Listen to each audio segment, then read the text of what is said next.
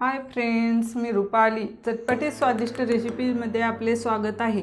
आज आपण एकदम साधी आणि सोपी चवळीची उसळ तयार करणार आहोत। त्यासाठी काय साहित्य घेतले ते पाहूया। इथे मी चवळी घेतली आहे, कांदा घेतला आहे, कोथिंबीर, लाल मिरची पावडर, अद्रक आणि लसूणची पेस्ट घेतली आहे, मोहरी आहे, चवीपुरते मीठ, जिरे, हळद आणि एक टोमॅटो बारीक कट करून घेतले आहे। चला तर आपण आता उसळ तयार करायला घेऊया।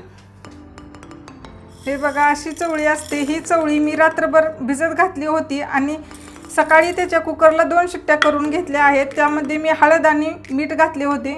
2 शिट्ट्या करून घ्यायच्या आहेत, जास्त शिट्ट्या करायच्या नाहीत, नाहीतर चवळी जास्त ओव्हरकुक होते।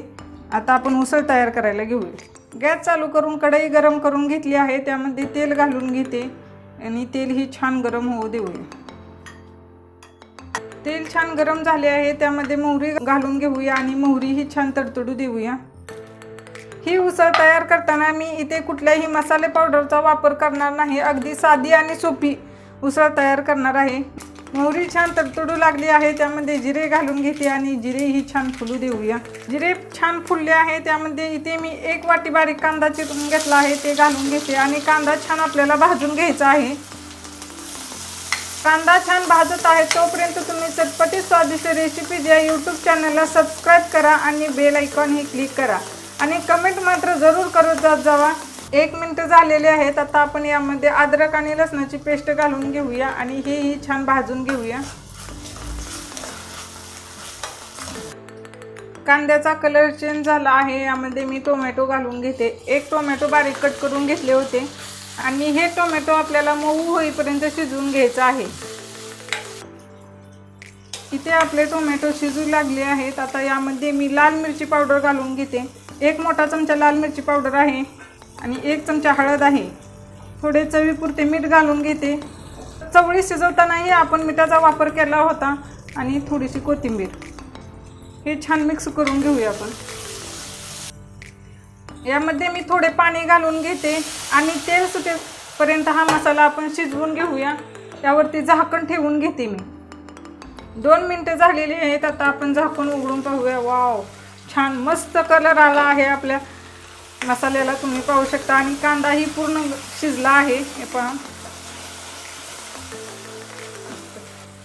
आता यामध्ये मी ही शिजलेली चवळी घालून घेते, तुम्ही पाहू शकता।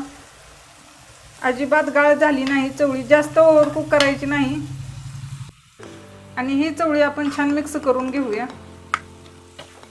अलगद हातानेच मिक्स करायची आहे, चवळी शिजल्यामुळे लगेचच गाळ होते।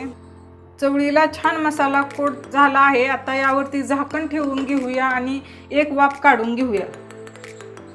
5 मिनिटं झालेले आहेत। आता आपण झाकण उघडून पाहूया। वाव, छान वाफ निघली आहे आणि तुम्ही पाहू शकता कलरही खूप छान आला आहे। एकदा मिक्स करून घेऊया ही चवळीची उसळ। वरून थोडी कोथिंबीर घालून घेते आणि गॅस बंद करून ही चवळीची उसळ मी सर्विंग डिशमध्ये काढून घेते।